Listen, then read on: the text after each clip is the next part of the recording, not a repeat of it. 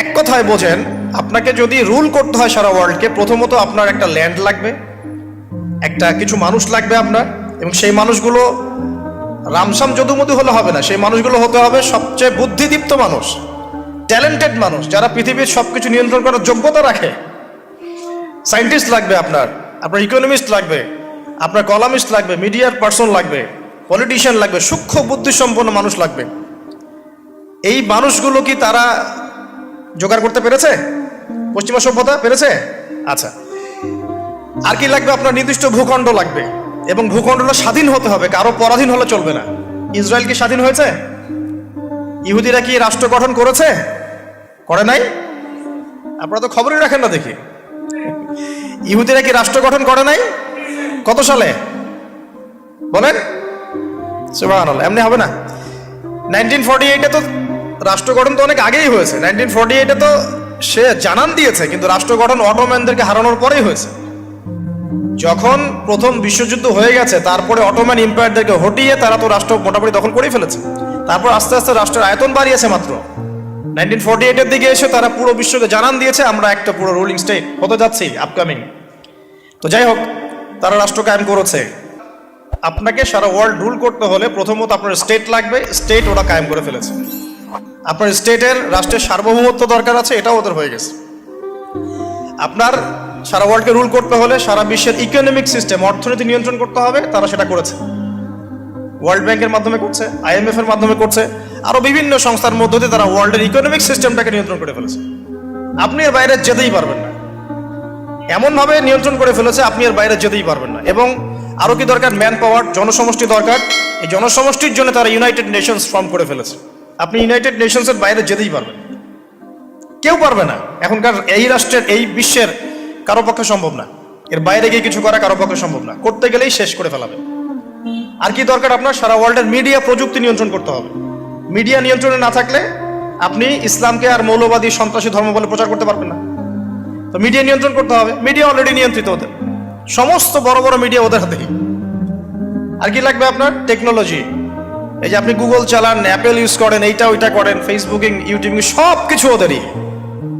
আর আমরা মনে করি ফেসবুকের মধ্যে দিয়ে আমরা দিন কায়েম করে ফেলাবো একেবারে। মানে ইহুদি খ্রিস্টানদের প্ল্যাটফর্মে আইসা ওর মধ্য দিয়ে আমি চাচ্ছি দিন ইসলাম প্রতিষ্ঠা করে খেলাফত কায়েম করে ফেলাবো একেবারে। কত বড় বোকা! এটা মাছ ধরার জাল বিষয় রেখে দিছে একটা। এগুলো হচ্ছে জাল, কারা কারা টোপ দেয় ওইটা ধরে টান দিবে ওরা। কথা হয়তো বুঝতে পারেন না, মাথার উপর দিয়ে যাচ্ছে, বুঝতে পারতেছি। কয়েকবার লেকচারটা দেখবেন ভিডিও ইউটিউবে, তারপরে বুঝতে পারবেন ইনশাআল্লাহ। এগুলো মাছ ধরার টোপ। জাল ফেলেন না আপনারা? বাঘ শিকার করার জন্য হরিণকে বিসর্জন দেয় না মানুষ? এগুলো সেই টোপ। মাছ ধরতে গেলে আগে যে চারা দেন না, এই ফেসবুকিং, ইউটিউবিং, এগুলো চারা দেওয়া। হ্যাঁ, এর মধ্যে কিছু কল্যাণকর দিক আছে, এটা ক্ষতির চেয়ে নিতান্তই কম, ক্ষতি বেশি। তারপরে আর কি নিয়ন্ত্রণ করতে হবে? সবচেয়ে বড় জিনিসটা, সেটা হলো অস্ত্র শস্ত্র। সারা বিশ্বের যত মারণাস্ত্র আছে, এমন অস্ত্র যেটা একটা বোম ফেললে একটা দেশ উড়ে চলে যাবে, এরকম অস্ত্র শস্ত্র নিয়ন্ত্রণ করতে হবে। সেটা করেছে না করে নাই? করেছে। এই যে দেখেন, এখন আপনি বুঝতে পারছেন যেটা আপনাকে সারা ওয়ার্ল্ডকে রুল করতে হয়, তাহলে আপনাকে এই সমস্ত বিষয়কে রুল করতে হবে। এগুলো রুল না করতে পারলে আপনি ওয়ার্ল্ডকে রুল করতে পারবেন না। আর নবীজি বলছেন দাজ্জাল সারা বিশ্বকে কি করবে? বলেন, সারা বিশ্বকে রুল করবে। তার মানে দাজ্জালকে এগুলো নিয়ন্ত্রণ করতে হবে, এবং দাজ্জালের ফলোয়ার্স যারা আছে ওদেরকে এগুলো নিয়ন্ত্রণ করতে হবে। এখন বলেন, পশ্চিমারা এবং জিউসরা এগুলো নিয়ন্ত্রণ করছে কি করছে না? তার মানে দাজ্জাল আসার সময় কাছে না দূরে? এবার বুঝতে পারছেন? এখন আসেন অন্যদিকে আসেন। শুধু এগুলো করলেই তো হচ্ছে না, এর পথে একটা বাধা আছে। ওই রুলিংসের পথে একটা বাধার নাম হচ্ছে মুসলিমরা। কারা? মুসলিমরা। কারণ মুসলিমরা জানে যে দাজ্জাল মিথ্যা, আল্লাহ পাক এটা পরীক্ষা করছেন। হ্যাঁ, ও যে আল্লাহ দাবি করবে, নিজেকে গড দাবি করবে, বা সারা ওয়ার্ল্ডকে রুল করবে, এর বিরুদ্ধে একমাত্র শক্তি হিসেবে দাঁড়াতে পারলে মুসলিমরাই দাঁড়াতে পারবে। আর যাদের মধ্যে ধর্মীয় চেতনা আছে, যারা সৎ, নিজ নিজ ধর্ম পালন করে, তারাও কিন্তু এটাকে মেনে নিবে না। এখন তাহলে কি করতে হবে? ধর্মগুলোকে এলিমিনেট করতে হবে, ধর্মগুলোকে সরাতে হবে। এভাবে আস্তে আস্তে কি করলো, সব ধার্মিক তত্ত্বগুলোকে বাদ দিয়ে নাস্তিকতার তত্ত্বগুলো সব শুরু হলো সমাজে প্রচলন। আস্তে আস্তে আস্তে আস্তে ধর্ম আস্তে আস্তে মাইনাস হতে থাকলো, এবং নাস্তিকতার তত্ত্বগুলো রাইজ করতে থাকলো। এটাও তারা করেছে। তারপরে মুসলিমদেরকে এখন বাধা দেওয়ার জন্য কি করতে হবে, কিছু কিছু জিনিসের দরকার। এই জায়গাতে আসে বোঝেন ভালো করে। এখন মুসলিমরা হয়ে গেল বাধার কারণ, করতে পারবো না। ওদের কাছে কোরআন আছে, ওদের কাছে হাদিস আছে, ওদের নবী মুহাম্মদ সাল্লাল্লাহু আলাইহি ওয়াসাল্লাম শেষ নবী, এবং মুহাম্মদ সাল্লাল্লাহু আলাইহি ওয়াসাল্লামের ফলোয়ার্সরা প্রায় 1400 বছর বিশ্বটা শাসন করেছে, করে নাই? তাহলে এরা তো বাধা এখন। আর মুসলিমদেরকে দুর্বল করতে হলে কি কি করতে হবে? তো প্রথমত ওরা ধর্মের মধ্যে অনেক তন্ত্রমন্ত্র ঢুকিয়ে দিয়েছে। ওই তন্ত্রমন্ত্রগুলো আগে একটু বলে নেই। যেমন ওরা মুসলিমদের মধ্যে কিছু মানুষ তৈরি করেছে যারা বলছে যে মুহাম্মদ সাল্লাল্লাহু আলাইহি ওয়াসাল্লাম শেষ নবী না, আরো নবী আসতে পারে। ঠিক আছে, এই যে ঈমান হারা করে ফেললো আপনাকে আস্তে আস্তে। মুসলিমদের মধ্যে কিছু মানুষকে তারা তৈরি করেছে যারা বিধর্মী হয়েও দেখবেন ইসলামের লেবাস পোশাকে দিন প্রচার করছে, এরকম লোক আছে। মুসলিমদের মধ্যে এমন মানুষ তারা তৈরি করেছে যারা বলছে যে কবিরা গুনাহ করলেই কাউরে হত্যা করা যাবে। এভাবে তারা বিভিন্ন সন্ত্রাসবাদী সংগঠনে যোগ দিয়েছে। দেওয়ার ফলে মুসলিমদের মধ্যেই দেখা গেছে যে মুসলিম কান্ট্রিগুলোর মধ্যেই বোম ব্লাস্টিং, এখানে ওখানে বিস্ফোরণ, এগুলো করছে। এটাকে আমরা খাওয়ারিজ আকীদা বলি। তারা আবার ঢুকিয়ে দিয়েছে মুসলিমদের মধ্যে একদল মানুষ বলছে যে আলী রাদিয়াল্লাহু আনহু তিনি আল্লাহর মর্যাদা পাওয়ার যোগ্য, নাউজুবিল্লাহ। তার মর্যাদা মুহাম্মদ সাল্লাল্লাহু আলাইহি ওয়াসাল্লামের চেয়েও বেশি, নাউজুবিল্লাহ, বা তার সমমানের, এইসব কথাও বলছে। এরকম একটা শ্রেণীও বের হয়েছে। আবার নতুন আরেক শ্রেণী বের হয়েছে মুসলিমদের মধ্যে, বলছে যে কোরআন মানবো, হাদিস মানার কোনো দরকার নাই, কোরআন মানলে যথেষ্ট, হাদিস মানার কোনো দরকার নেই। আবার একটা দল বের করবে, মানে করেছে দেখবেন, যারা হচ্ছে আবার শুধু লা ইলাহা ইল্লাল্লাহ বললেই হবে, আমলের কোনো দরকার নাই। শৈথিল্যবাদী, মুরজিয়া বলে এদেরকে, শুধু লা ইলাহা ইল্লাল্লাহ বললেই হবে, আমলের কোনো দরকার নাই। আবার একটা দল বের করেছে যে যুক্তি দিয়ে কোরআন যতটুকু বুঝবো এটাই মানা যাবে, এর বাইরে মানা যাবে না, মুতাজিলা। যুক্তি দিয়ে কোরআন যতটুকু বুঝবো এতটুকু মানবো, যুক্তির বাইরে যায় মানবো না। এরকম শত শত আকীদার মানুষকে তারা মুসলিমদের মধ্যেই ছড়িয়ে দিয়েছে, এবং মুসলিমদের মধ্যে এই ফিতনাগুলো ছড়িয়ে দেওয়ার ফলে উম্মাহ কি হয়ে গেছে, বিভক্ত হয়ে গেছে। এরপরেও আবার দেখবেন হকপন্থী যারা, তাদের মাঝে সূক্ষ্মভাবে তারা ষড়যন্ত্র করে আপোষে ফাটল সৃষ্টি করে দিয়েছে। বিশুদ্ধ মানহাজের, বিশুদ্ধ আকীদার একটা জামার মধ্যেও দেখবেন আবার ফাটল সৃষ্টি হয়ে গেছে। এগুলো ধর্মতাত্ত্বিকভাবে তারা আক্রমণ করেছে। আবার তরুণ যুবকদেরকে এই যে internet section, gaming section, online section, অহেতুক সময় নষ্টর কিছু এলিমেন্টস, গেমিং সেকশন, এগুলো দিয়ে ব্যস্ত রেখেছে। ফ্রি মিক্সিং ছড়িয়ে দিয়েছে, ফ্রি মিক্সিং, নারী পুরুষের একাকার। এখন জেনা ছড়িয়ে দেওয়া হয়েছে, জেনার উপকরণ পর্নোগ্রাফি ছড়িয়ে দেওয়া হয়েছে, সবাই ঘরে বসে এগুলো দেখছে। মাদকটাকে সহজ করে দেওয়া হয়েছে, সবাই এখন এদিকে ছুটছে।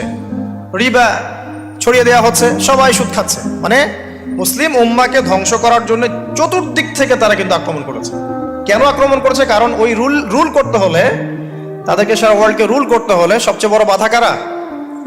মুসলিমরাই। এই কারণেই সুদূর প্রসারী নীল নকশা একে প্রায় 100-200 বছরের প্ল্যান করে তারা এই কাজগুলো করেছে, যে কাজগুলোতে তারা প্রায় 80-90% সফল।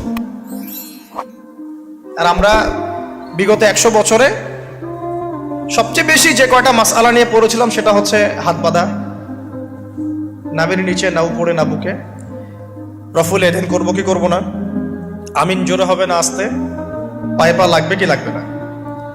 বিগত 100 বছরে 100 বছর কিন্তু হয়ে গেছে। 1914 সালে অটোম্যান ডিফিটের পরে 2022 চলছে, এখন প্রায় 100 বছর হয়ে গেছে। তো 100 বছরে তারা কিন্তু এই সমস্ত সেক্টরগুলো উন্নতি করে আজকে রুলিং স্টেট। আপনাকে বোঝাচ্ছিলাম ওরাই কিন্তু সারা ওয়ার্ল্ডকে রুল করছে। আর মাসিহুদ দাজ্জালও কিন্তু ইহুদিদেরকে নিয়ে সারা ওয়ার্ল্ডকে রুল করবে। আচ্ছা, এখন বুঝতে পারছেন অলরেডি যারা বিচক্ষণ শ্রোতা, যে এই পরিস্থিতিটা শুধুমাত্র ওদের সাফল্য বললে ভুল হবে। এখানে সবচেয়ে বড় কথা আমাদের ব্যর্থতা। কারণ বিগত 1400 বছরে কিন্তু আমাদের অবস্থা এমন ছিল না। ওমর রাদিয়াল্লাহু আনহুর যুগে আমাদের অবস্থা এমন ছিল, আবু বকর সিদ্দিকের যুগে এমন ছিল, তারপরে আপনার ওসমান আলী রাদিয়াল্লাহু আনহুমা তাদের যুগে কি আমাদের অবস্থা এমন ছিল? 4 খলিফার যুগ ছিল প্রায় 30 বছর। কত বছর? 30 বছর। 30 বছর ইসলামী খেলাফা চলেছে। তার আগে নবী সাল্লাল্লাহু আলাইহি ওয়াসাল্লাম 23 বছরে সমাজ সংস্কার করেছে। ওই 23 বছর যদি ধরি, পরের 30 বছর এখানে কিন্তু ইসলামের জয় জয়কার। 4 খলিফার পরেও উমাইয়ারা শাসন এসেছে। কারা আসছে? উমাইয়ারা শাসন করেছে প্রায় 80 থেকে 90 বছর বা 92 বছর। এই 92 বছরেও কিন্তু মুসলিমদের অবস্থা এমন ছিল না। ছিল? কথা বুঝতে পারছেন না? ছিল না। তারপরে শাসন এসেছে আব্বাসীয়রা। আব্বাসীয়রা শাসন করেছে প্রায় 550 বছর। কত বছর? কথা বলেন। প্রায় 550 বছর।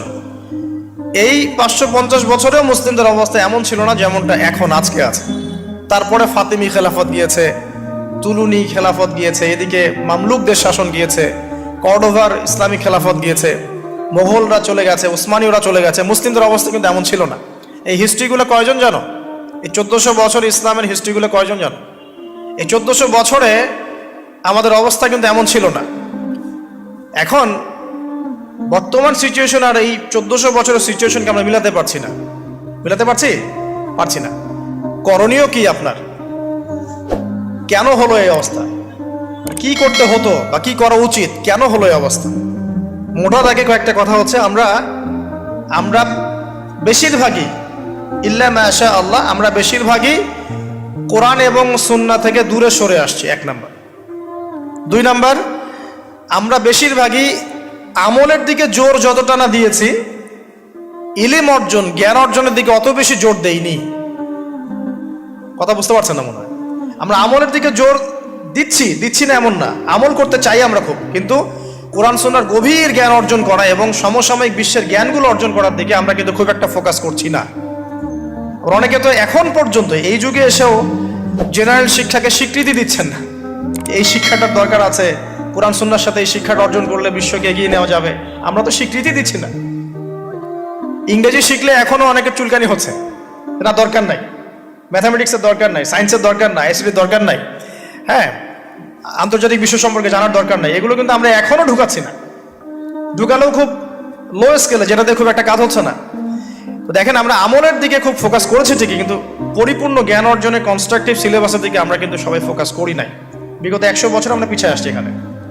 আবার যারা জেনারেল লাইনে পড়েছি আমরা বেশিরভাগ, তারা মাশাআল্লাহ 20-25 বছর পড়েছি, এখানে আবার আমরা ইসলামটা পাই নাই। এখানে ইসলাম থেকে আমরা আবার সরে আসছি। আমরা অনেক কিছু শিখেছি, ডক্টর হয়েছি, ইঞ্জিনিয়ার হয়েছি, পলিটিশিয়ান হয়েছি, ইকোনমিস্ট হয়েছি, কিন্তু ইসলামিক বেসিক জিনিস জানি না। অজুর ফরজ জানি না, নামাজের ফরজ, ওয়াজিব, সুন্নাত, মুস্তাহাব জানি না, আছে না? ফরজ গোসল কেমন করে করতে হয় সেটাও আমরা বুঝতে পারছি না, জানি না অনেকেই। পরে যখন হেদায়েত আসে তখন আবার পড়াশোনা শুরু করি, তখন জানি। সিলেবাস ওয়াইজ আপনি পাচ্ছেন না। এখানে জ্ঞানের একটা দৈন্যতা আছে না, মেরুকরণ আছে না? এই জ্ঞানের মেরুকরণ হচ্ছে দায়ী, প্রথম কথা। তারপরে হচ্ছে কোরআন সুন্নাহ থেকে সরে আসা, 2 নাম্বার। 3 নাম্বার, আমল করেছে ঠিকই, কিন্তু পরিপূর্ণ আমলে আমরা বিশ্বাসী না অনেকেই। হ্যাঁ, যে আমলগুলো করলে কোনো সমস্যা হয় না সেগুলো করছি ঠিকই, যে আমলগুলো করলে সমস্যা হবে সেগুলো আবার করতে চাই না।